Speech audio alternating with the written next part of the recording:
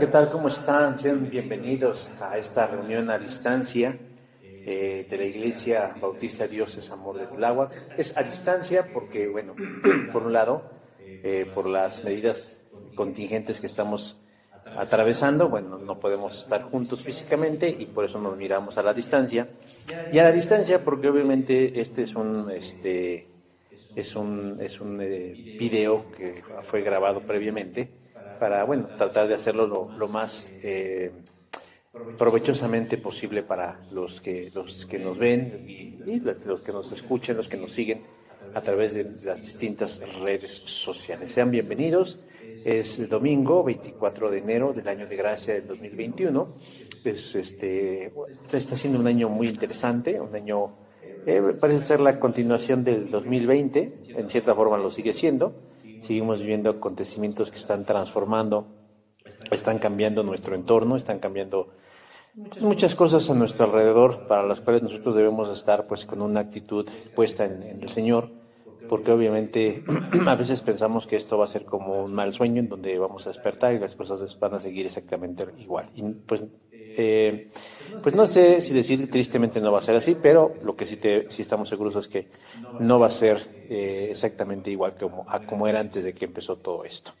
Y bueno, nada más como un comentario, a mí me gustaría que pudiéramos pensar más allá de que simplemente todo esto que está pasando, sobre todo la reacción a la pandemia, que es creo que también lo que nos está causando muchos estragos y muchos problemas, es que estamos viviendo un tiempo interesante. Estaba escuchando a un experto en aspectos políticos y sociales y filosóficos y demás, que decía que realmente estamos viviendo ahorita una especie de imposición tiránica a través del internet, de los medios, de las redes sociales, porque de alguna forma estamos siendo obligados a que todo lo que hacíamos antes de manera cotidiana, pues ahora lo hagamos a través de estos medios, ¿no? Y venir a la iglesia a través de una pantalla, el tener convivencia con las personas, nuestros seres queridos a través de una pantalla, trabajar a través de una pantalla, enseñar y estudiar a través de una pantalla. Y obviamente hay quienes tienen el monopolio de estos medios, de estos instrumentos, y ellos de alguna forma van a estar definiendo muchas cosas en el futuro. Todo parece perfilarse que serán parte de los cambios. A mí en lo personal lo que me preocupa, lo que me inquieta, más allá de todo esto, es quienes no tienen acceso a estos medios. Quienes por edad, quienes por recursos, por falta de recursos y hasta por quien no tiene gusto por estas cosas, se va a sentir segregado, se va a sentir excluido, se va a sentir eximido de muchas de estas cosas, y obviamente va a empezar a sufrir una especie de discriminación, y bueno, al mismo tiempo pues se va a sentir aislado. Esperemos que esto solo sea una opinión, pero bueno, todo parece indicar que ahorita todo se está moviendo a través de esta una cosa ha llevado a la otra, y una de esas cosas es de que pues vemos cómo nuestra vida se ha ido delimitando a estos aparatos y a estos dispositivos, y que bueno, en cierta forma pues no es lo mismo, ¿verdad? Pero bueno, eso es solo una opinión. Hermanos, hoy tenemos un tema muy interesante. Vayan buscando en sus Biblias el Evangelio según San Marcos, capítulo 8, versos del 10 al 21. Mientras lo van buscando, yo lo voy a leer. Déjeme decir que algo que debemos continuar también nosotros como iglesia, como pueblo de Dios, es la comunión. Y una parte importante de la comunión, bueno, además de mantenernos en contacto, de tener noticias los unos por los otros, de interceder, inclusive hasta de podernos apoyar en algo, si es que lo pudiéramos hacer, y está en nuestras manos hacerlo, pues hacerlo. Pero un aspecto que tal vez hemos dejado durante ya casi un año ha sido precisamente el tener nuestro memorial de la Cena del Señor. Pues dentro de lo mismo que decía, pues no es exactamente igual, pero vamos a tratar de hacerlo. Primero Dios, el próximo domingo 31 de enero.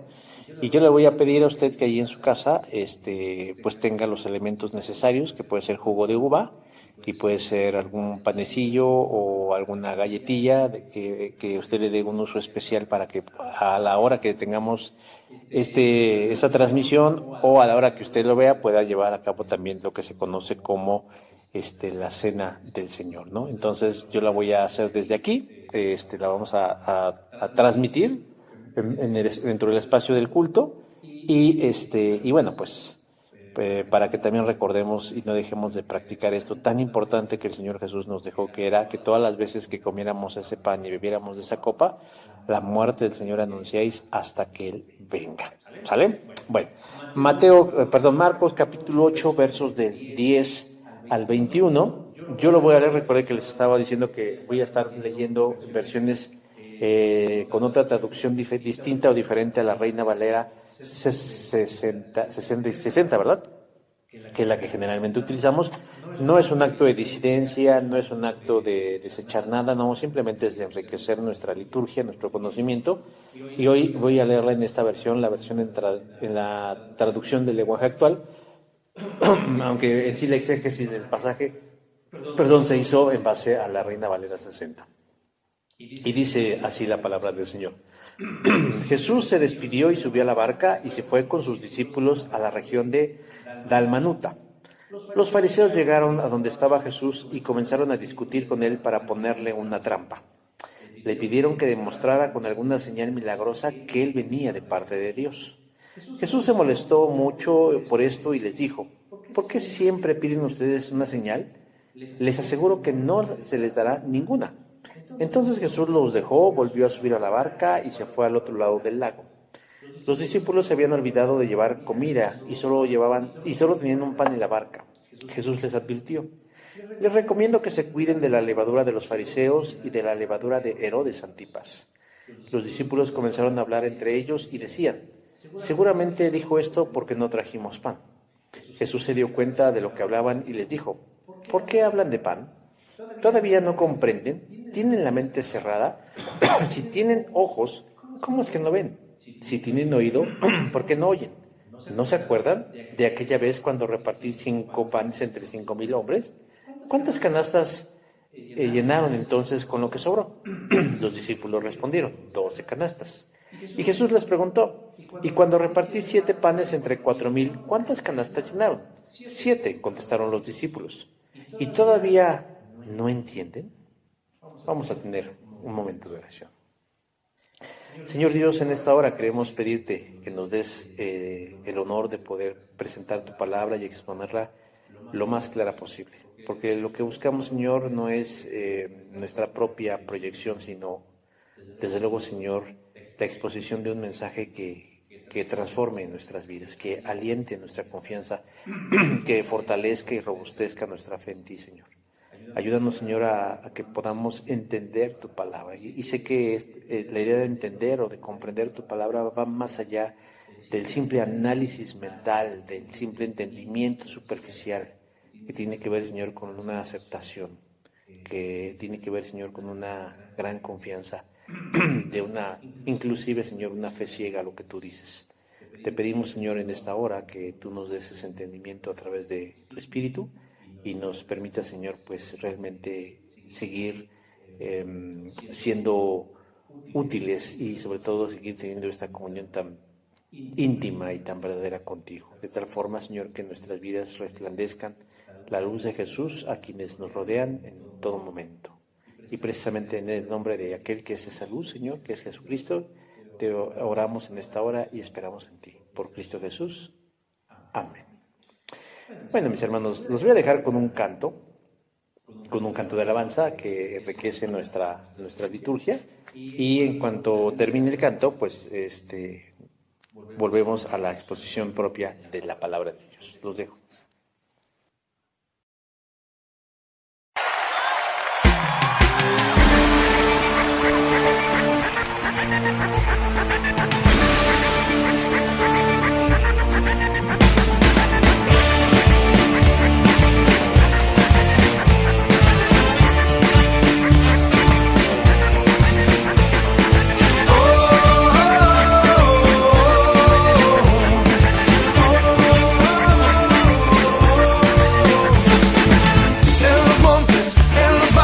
Exaltamos al que es digno de alabanza, en las costas de los mares.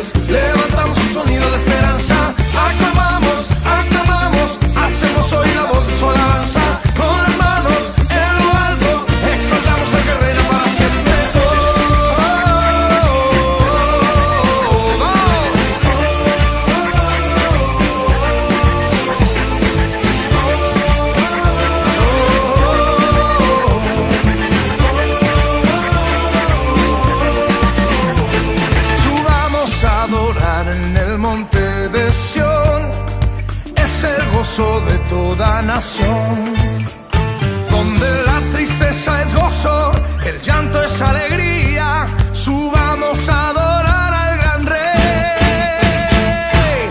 En los montes, en los valles, exaltamos al que es digno de alabanza, en las costas de los mares, levantamos un sonido de esperanza, aclamamos, aclamamos, hacemos oír la voz de su alabanza, con las manos en lo alto, exaltamos al que reina para siempre.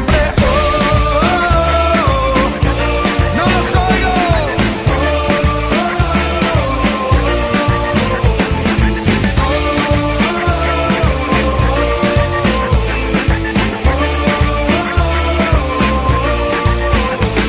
Subamos a adorar en el monte de Sión, es el gozo de Puerto Rico, donde la tristeza es gozo, el llanto es alegría, subamos a adorar al gran Rey. En los montes, en los valles, exaltamos al que es digno de alabanza, en las costas de los mares, levantamos un sonido de esperanza, aclamamos, aclamamos, hacemos oír la voz de su alabanza, con las manos en lo alto.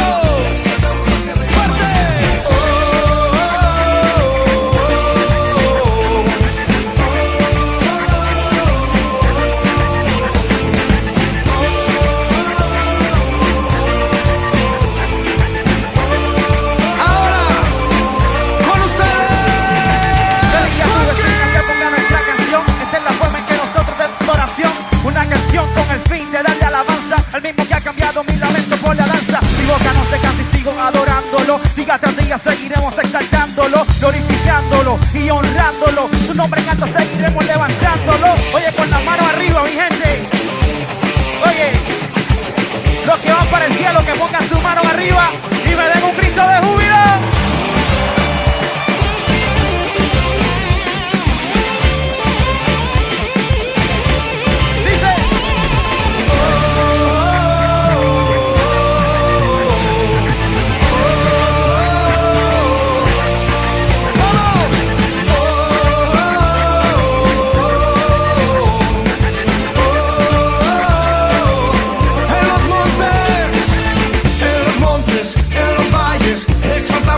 De alabanza, en las costas de los mares, levantamos un sonido de esperanza, aclamamos, aclamamos, hacemos oír la voz de su alabanza, con las manos en lo alto, exaltamos lo que vamos.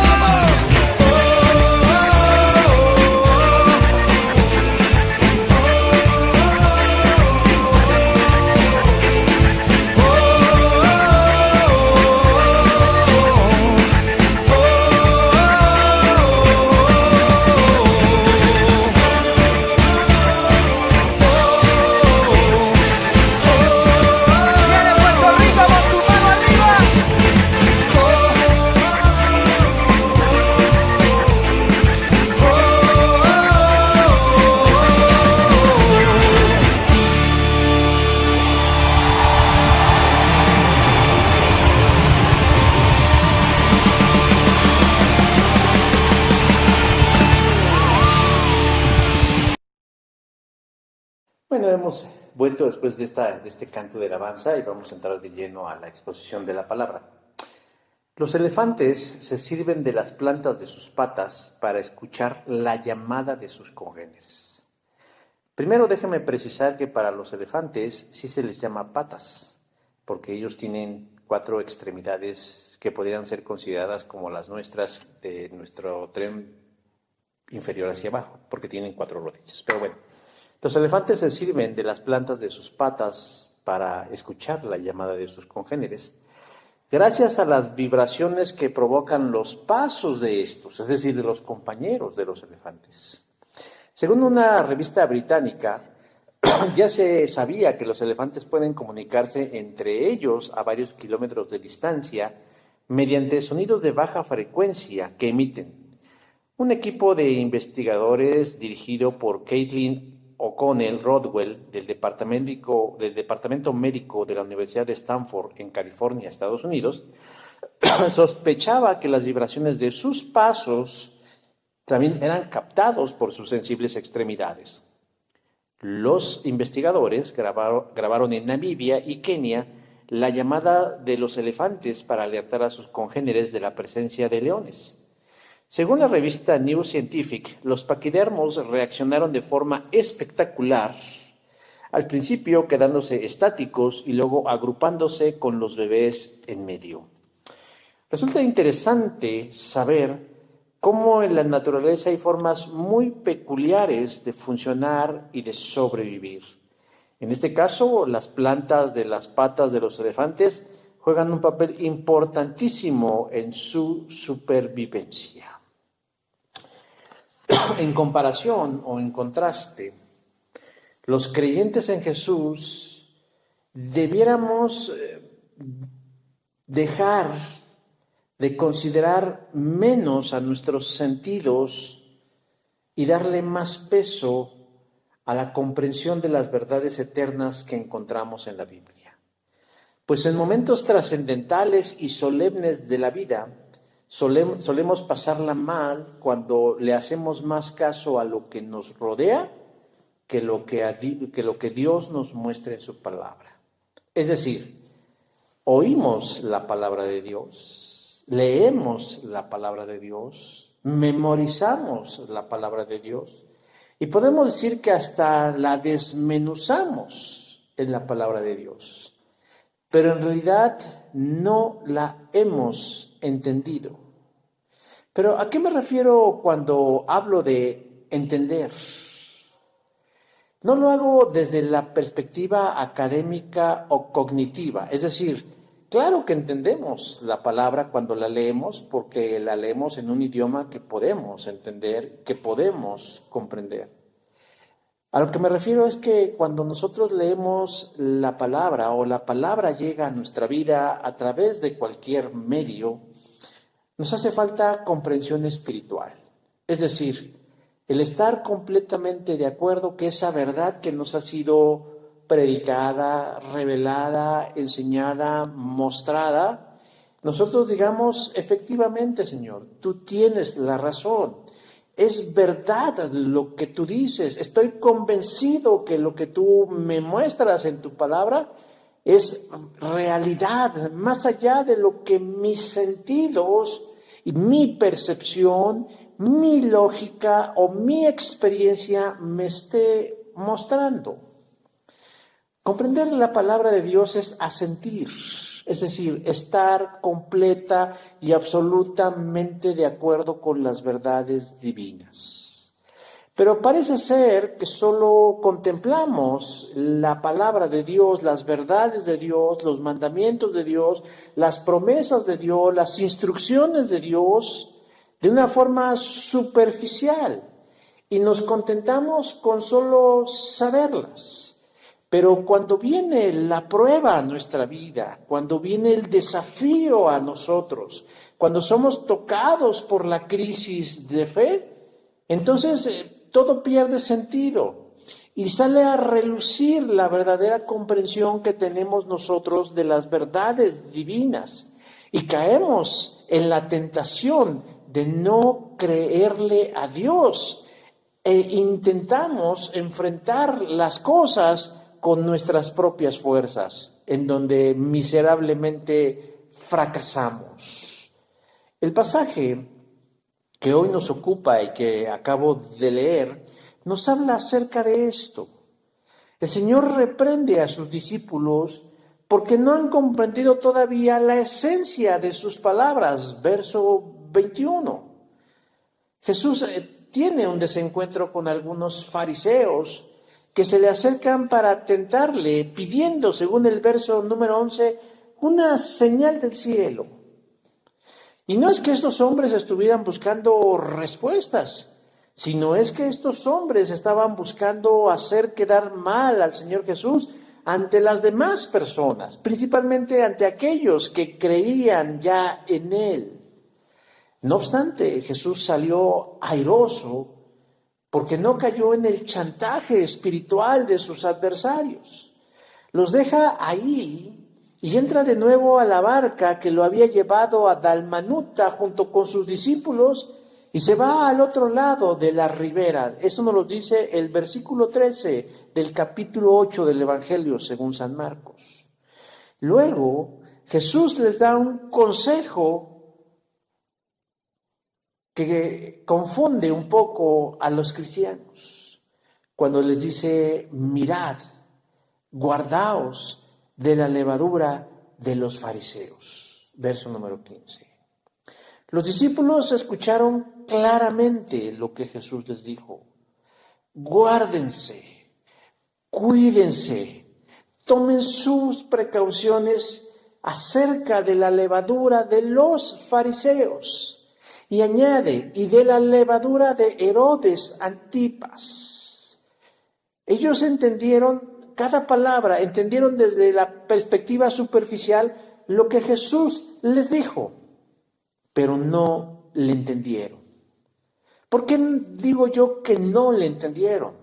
Porque comenzaron a discutir entre ellos si esta recomendación que Jesús les está dando se refería a que habían olvidado el pan y de que solo llevaran uno en la barca, verso 16. Jesús, quien es Dios encarnado, omnisciente, y que conoce los más íntimos pensamientos, ligeramente molestos les cuestiona su actitud, terminando este asunto con una pregunta que retumbó en la mente, en el corazón de sus discípulos y también en el de nosotros. ¿Cómo aún no entendéis? Verso 21. Pues sí, mis hermanos, aun cuando oímos su palabra, suele pasar que en la realidad no la entendemos. Porque cuando más necesitamos de la aplicación de su palabra, nosotros, por no haber comprendido su mensaje, su intención, su propósito, su revelación, y no dejar huella profunda en nosotros, nos trae una vida espiritual, una vida emocional y una vida material pobre, miserable, con sufrimiento, máxime cuando atravesamos por problemas. Y la pregunta sigue en el aire, y es tan actual como hace más de 2000 años cuando Jesús se las hizo a sus discípulos. ¿Por qué no entendemos lo que Jesús nos dice en este momento de nuestra vida? ¿Son confusas sus palabras? ¿En dónde radica el problema? ¿En dónde está el asunto, el meollo de este problema? Yo creo que la respuesta, mi hermano, mi hermana, amigo y amiga, está en el consejo que Jesús le da a sus discípulos de cuidarse acerca de la levadura de los fariseos. ¿Qué significan estas palabras?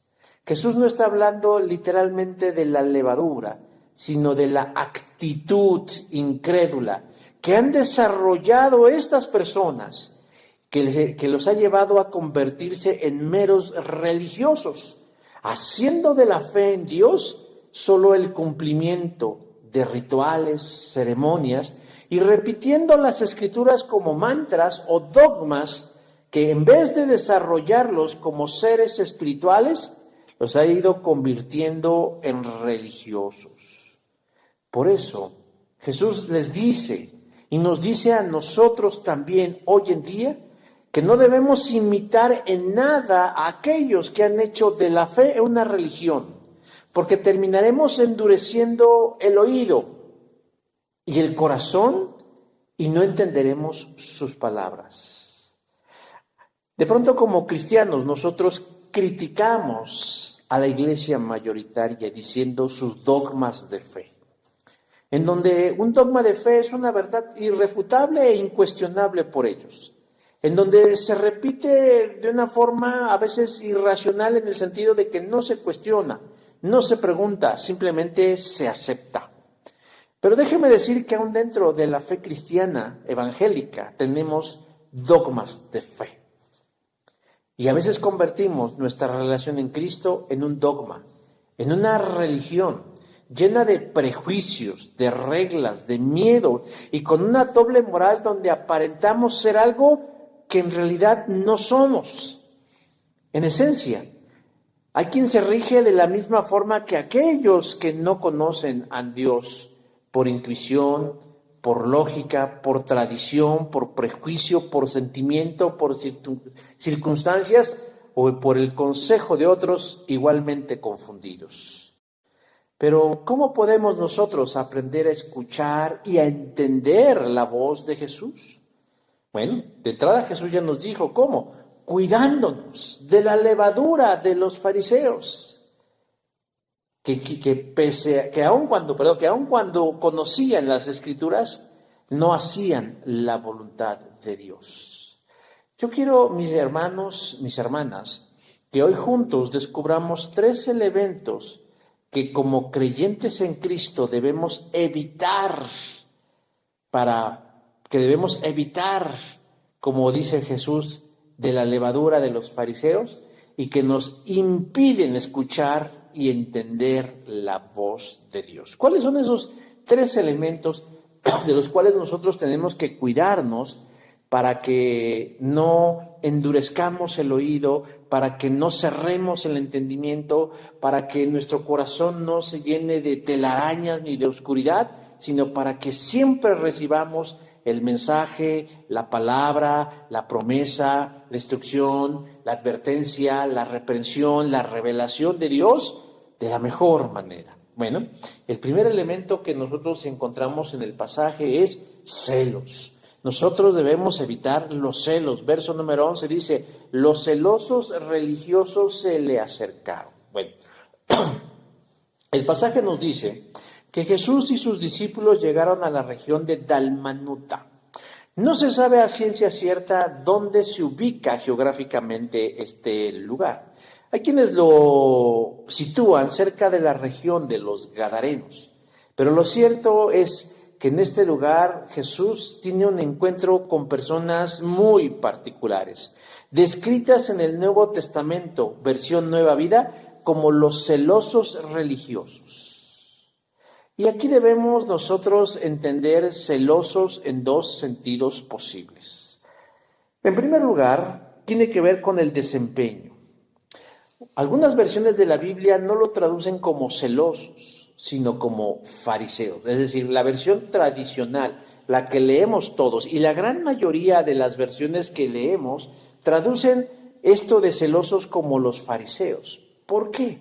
¿Por qué utilizan esta palabra de celosos como si fuera un sinónimo de fariseísmo?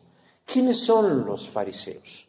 Los fariseos son un grupo religioso de mucho poder e influencia dentro del ámbito de Jerusalén. Ellos tienen una gran influencia religiosa, social y cultural.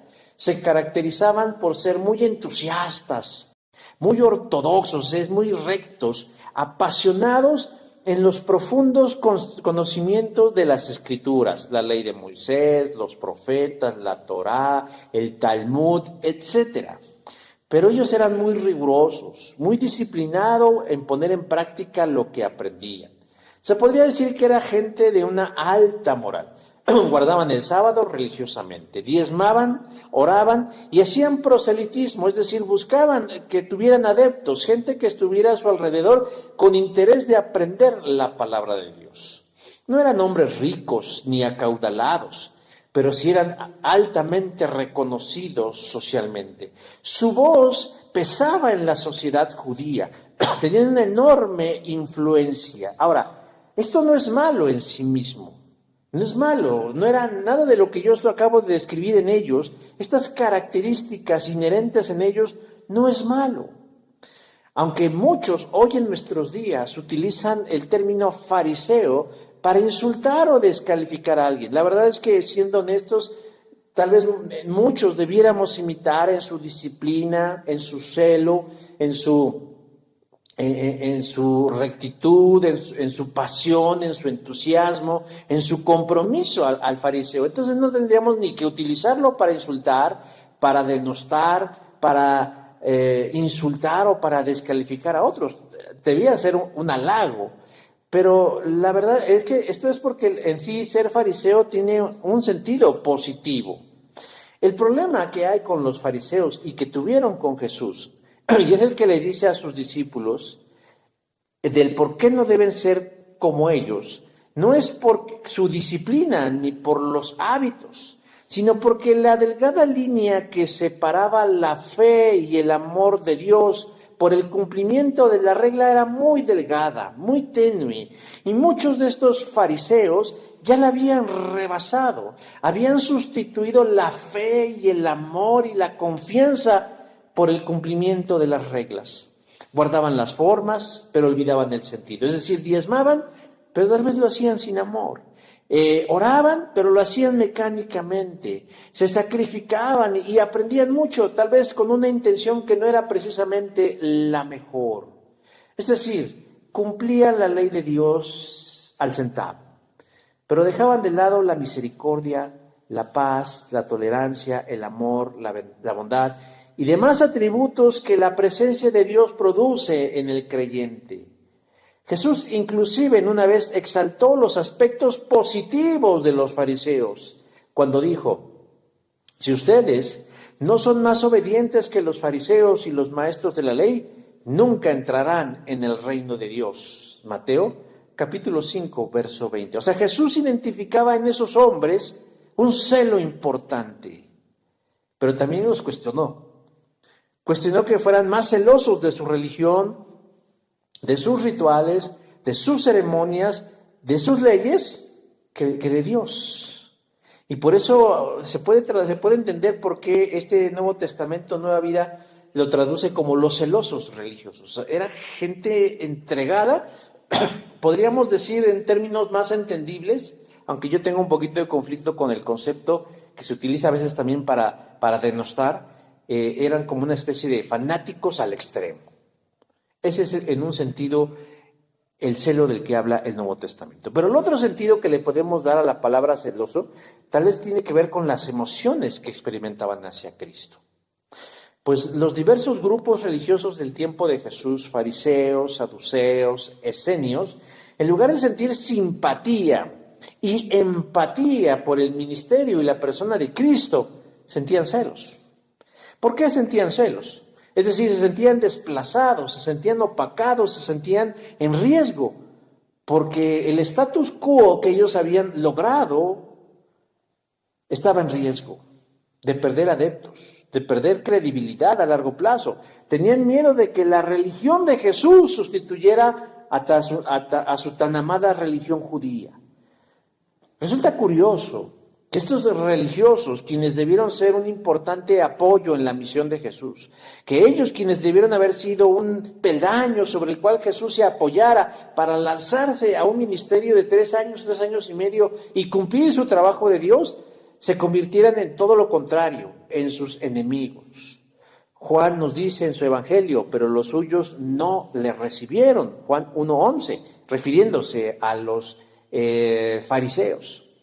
Pero cualquiera que sean las dos posibilidades con las cuales Marco utilizó la palabra o el concepto de celoso, ya sea en un sentido de rigidez y de pasión desmedida y extrema, o de una emoción contraria hacia alguien, Jesús nos advierte de no imitar tales comportamientos.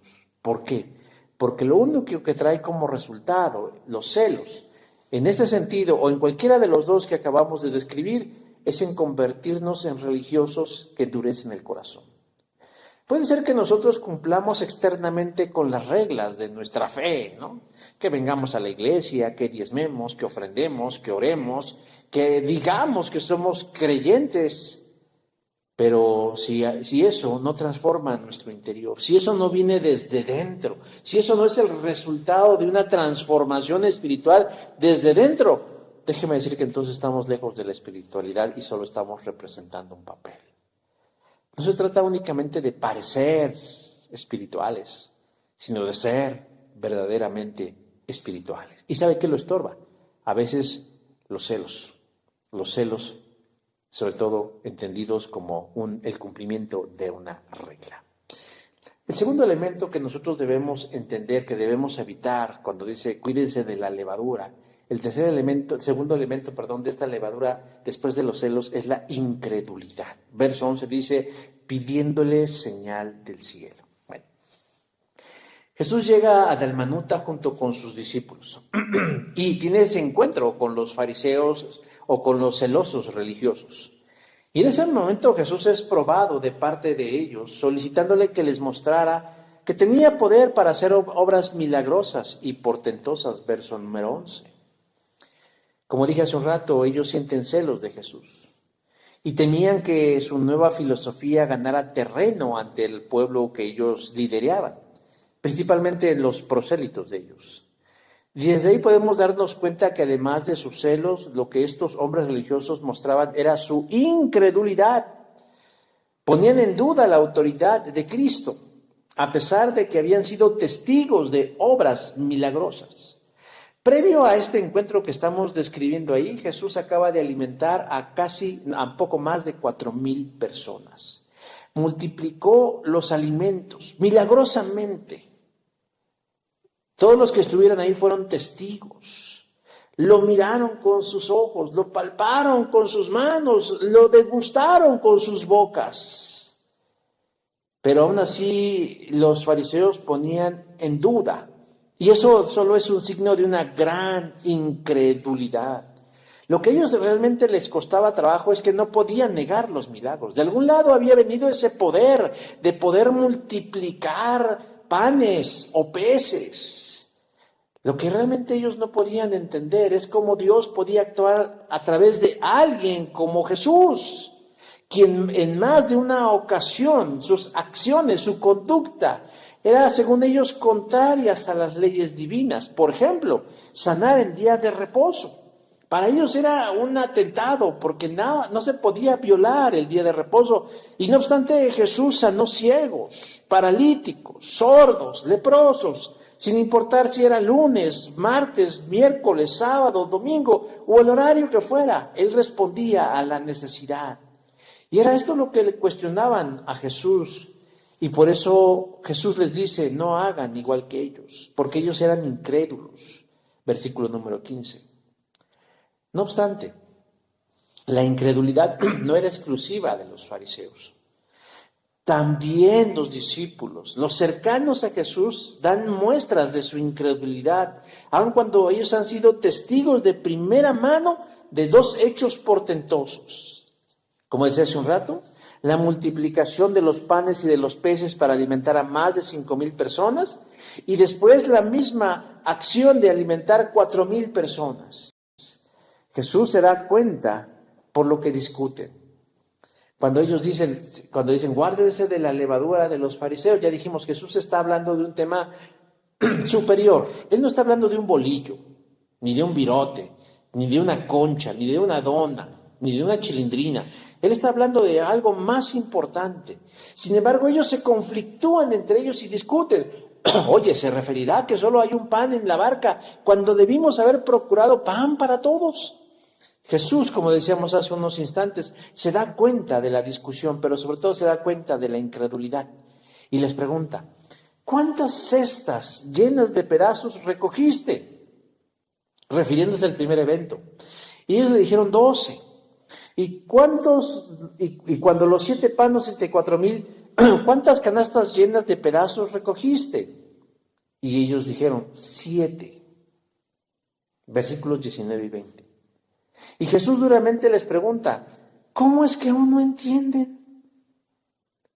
¿Cómo es que viendo lo que Él hizo con sus propios ojos, esos que ya se comieron los gusanos, con esas bocas que degustaron los panes, y con esos oídos que escucharon, es decir, los sentidos completamente que los ponen en contacto con la realidad, estuvieron ahí, no habían entendido la naturaleza de Jesús, ni de sus palabras, ni de sus acciones, ni de su persona. Entonces, ¿por qué no le creen? ¿Por qué hacen igual que aquellos que lo desafiaron en Dalmanuta? Cuando ellos hacen eso dice más de ellos y de su fe que de cualquier otra cosa. Y Jesús se siente ofendido. En cierta manera es justificada su enojo, su molestia, su indignación.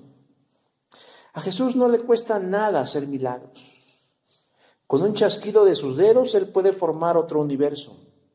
Con un chasquido de sus dedos, Él puede dar vida. Él puede obrar lo imposible. Pero ¿por qué no lo hizo Jesús? ¿Por qué no obró un milagro para cerrarles la bocota a los religiosos incrédulos? ¿Por qué hoy escucho a muchos, dicen, vamos a orar, ¿dónde están 100,000? Yo escuchaba el otro día en Instagram, decía, ¿dónde están 100,000 personas que creemos que Dios puede desaparecer al coronavirus? Yo no creo que haya 100,000 que lo crean, yo creo que hay millones de personas que lo creen. Pero la pregunta es, ¿por qué dudamos que Jesús no puede hacerlo? Alguna vez leí algo que decía así, Dios puede hacerlo todo, pero Él no hace cualquier cosa. Jesús no es títere de nadie ni de nosotros. No está a nuestra disposición ni a nuestro antojo. Si a veces Dios no obra esa maravilla que estamos esperando, es porque Dios tiene un plan. A veces pensamos que únicamente el rol de Jesús era hacer milagros y sanar, hacer milagros y sanar, hacer milagros y sanar, cuando en realidad la esencia máxima de Jesús era cumplir su ministerio en la cruz del Calvario. Cuando los fariseos le exigieron pruebas de su poder, Él respondió, ¿por qué pide señal esta generación? ¿Por qué? Jesús sabe que no la están pidiendo porque quieran creer en Jesús, sino para tratar de ponerlo en mal delante de los demás, avergonzarlo delante de la gente. La realidad es que piden, pero no creen en Jesús. Y Dios no va a premiar eso. Por eso el autor de los Hebreos nos dice, confiar en Dios es estar totalmente seguro de que uno va a recibir lo que espera. Es estar convencido de que algo existe aun cuando no podamos verlo. Hebreos 11:1.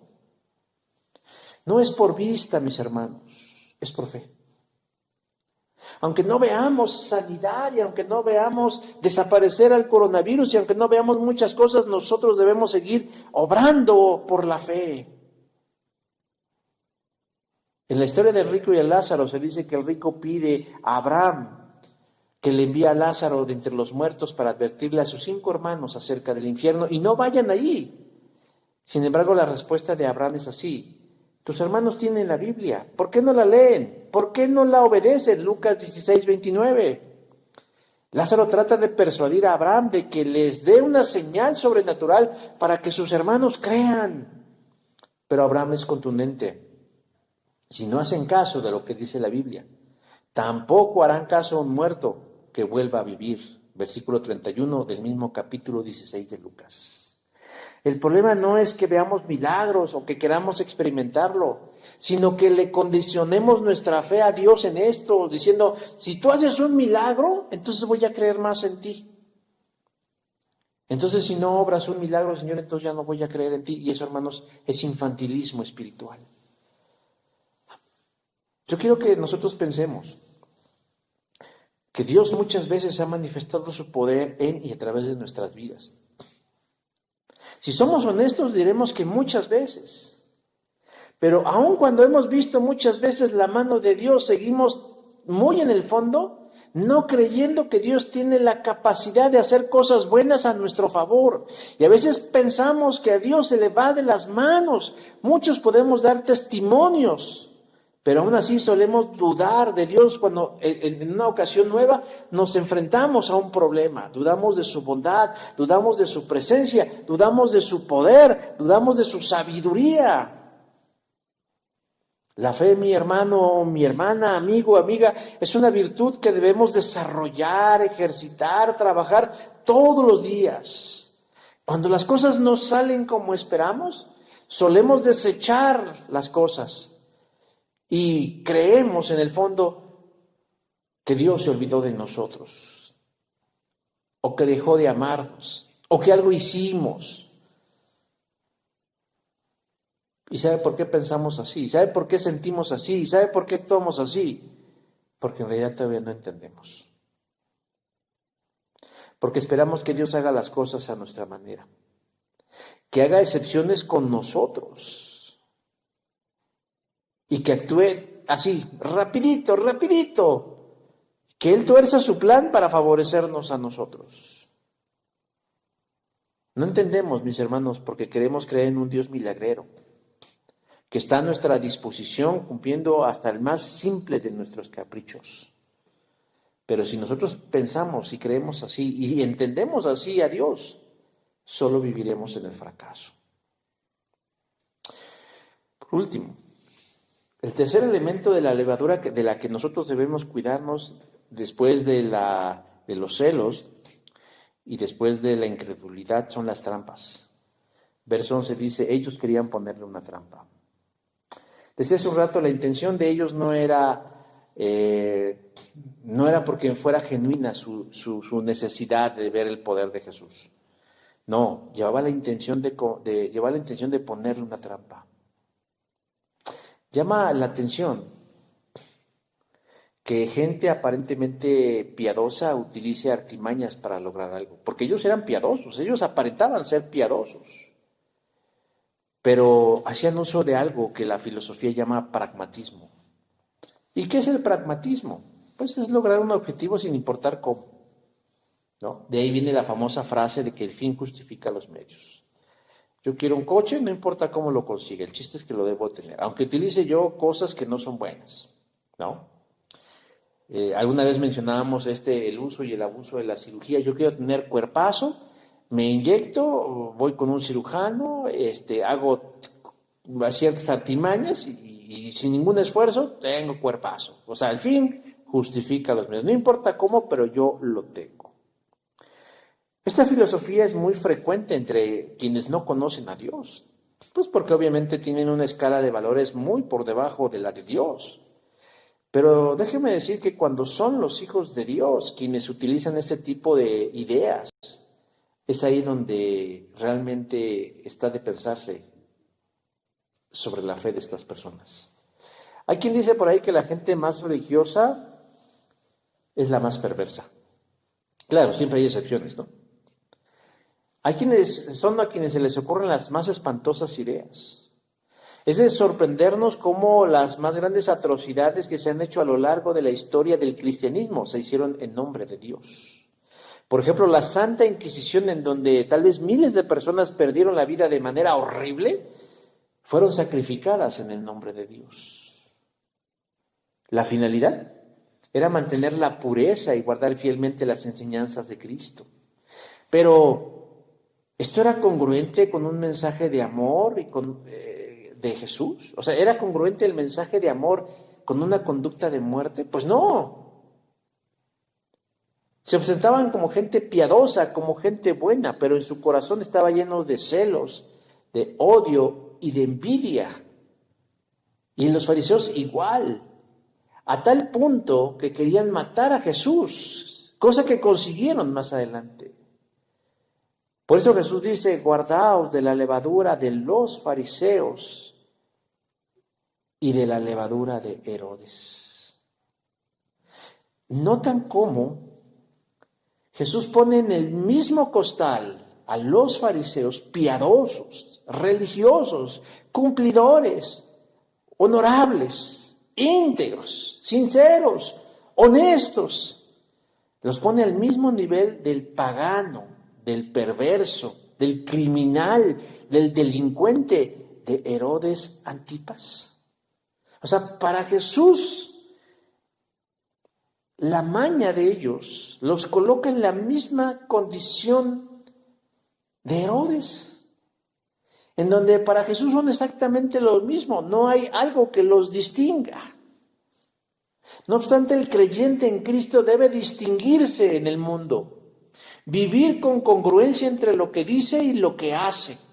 No puede decir que cree en un Dios santo y al mismo tiempo hacer las mismas porquerías del mundo que no respeta a Dios.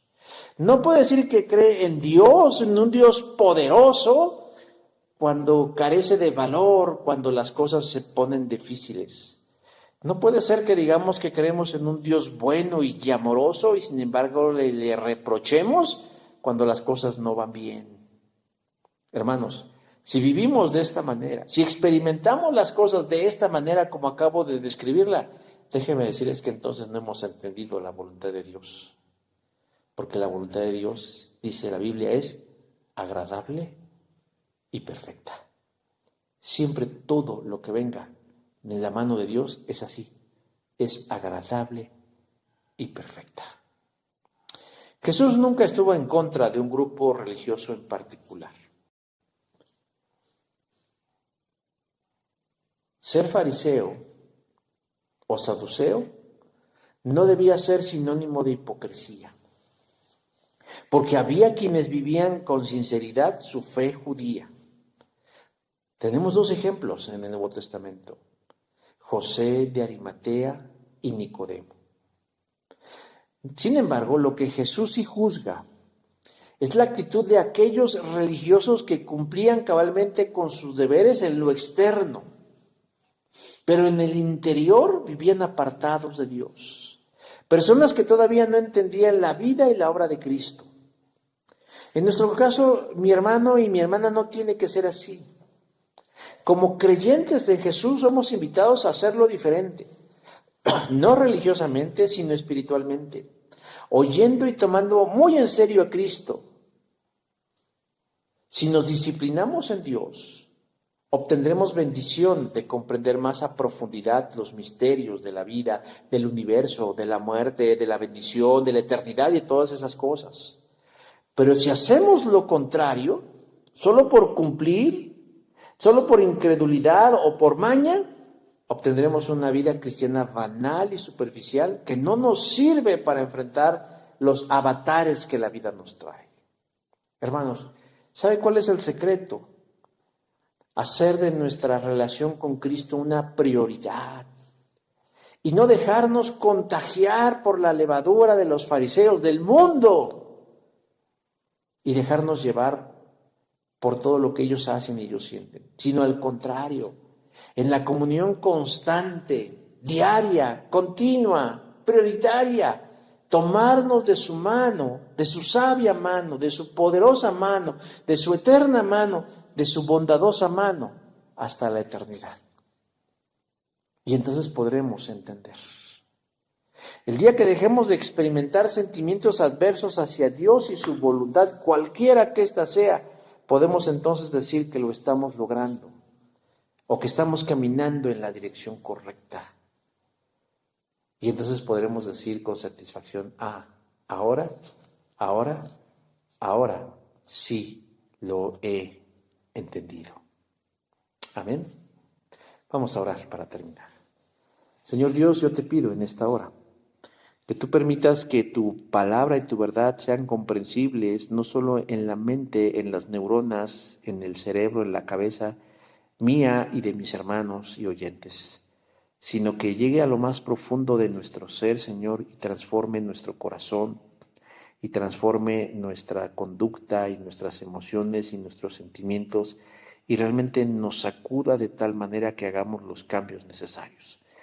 No está en nosotros hacer esos cambios, no está en nosotros a veces ni siquiera esa comprensión. Por eso pedimos también en esta hora la asistencia, la llenura, la presencia de tu Espíritu, Señor, tomando control, dominio de nosotros, Señor, y hacernos llegar, Señor, a ese nivel de vida que tú quieres para nosotros, una vida abundante y próspera, una vida rica y de bendición, y que aún estando en medio de la adversidad nosotros podamos experimentar la confianza, la paz, la certeza, el amor, la fe suficiente, Señor, para saber que tú tienes control de todas las cosas. Hoy en día, Señor, este 24 de enero, Señor, del 2021, tú estás reinando en este mundo, tú estás reinando en el universo, tú eres Señor y Salvador, tú eres bondadoso amigo y maestro de nuestras vidas.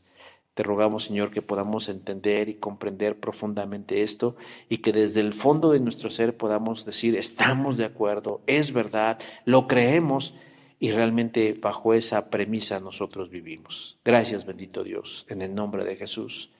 Amén. Bueno, vamos a terminar, mis hermanos. Recuerde, próximo domingo 31 de enero vamos a tener Cena del Señor. Hágase usted de los elementos, jugo de uva, un pedacito de pan, si es posible que sea pan sin levadura, pues para que sea más acorde a lo que nos dice la Escritura. Si no, pues ahí con lo que tenga. Obviamente que no sea una galleta, de chocolate, nada de eso, pues también guardemos cierto respeto y decoro a las formas. Y vamos a tener nuestro memorial de la Cena del Señor el próximo domingo dentro de nuestro culto.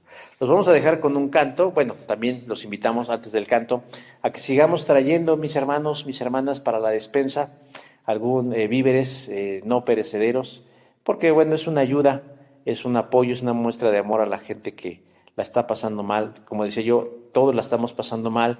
No es una queja, no es una recriminación, simplemente decir que debemos entendernos porque todos estamos en este mismo conflicto que pasó de ser sanitario o de salud y se ha convertido en una cuestión pues de todo tipo, ¿no? Moral, tecnológica, social, humana, en fin, muy grave, de lo cual debemos salir vencedores, victoriosos. Y bueno, pues estamos sobrellevándola, y la mejor forma de que la iglesia siga siendo luz, que lleve esperanza, pues es a través de cosas como estas, trayendo algo para la despensa. Y de seguir manteniendo el ministerio. Estas transmisiones no son una cuota que hay que cubrir, hermanos, es un trabajo. Pues decíamos hace un rato, de hacernos presentes con la luz y la palabra de Cristo, para que sea proclamada en todas las naciones y sea conocida en todos los lugares, y llegue la esperanza y la salvación de Cristo. Si no hay más, los dejo, mis hermanos y hermanas, con este canto final, y estamos al servicio. Recuerden, miércoles clase a las 7, viernes oración a las 7, y a la expectativa de lo que el Señor haga. En el nombre de Jesús nos despedimos. Amén, hermanos.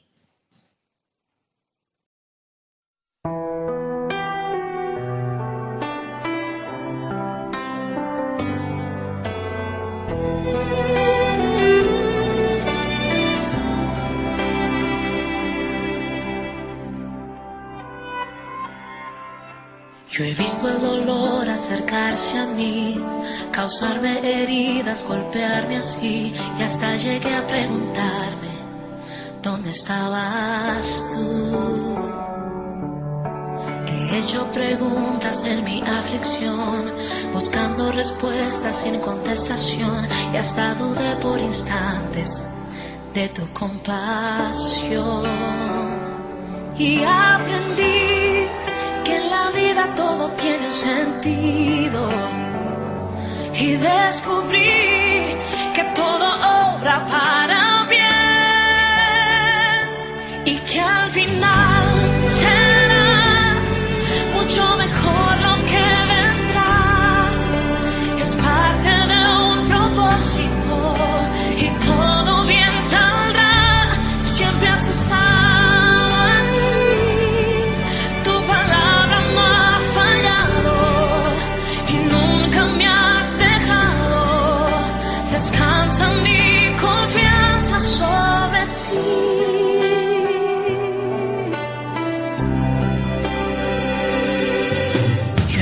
Entre la espada y la pared, rodeada de insomnio sin saber qué hacer, pidiendo a gritos tu intervención. A veces me hablaste de una vez, en otras tu silencio solo escuché. Qué interesante tu forma de responder. Y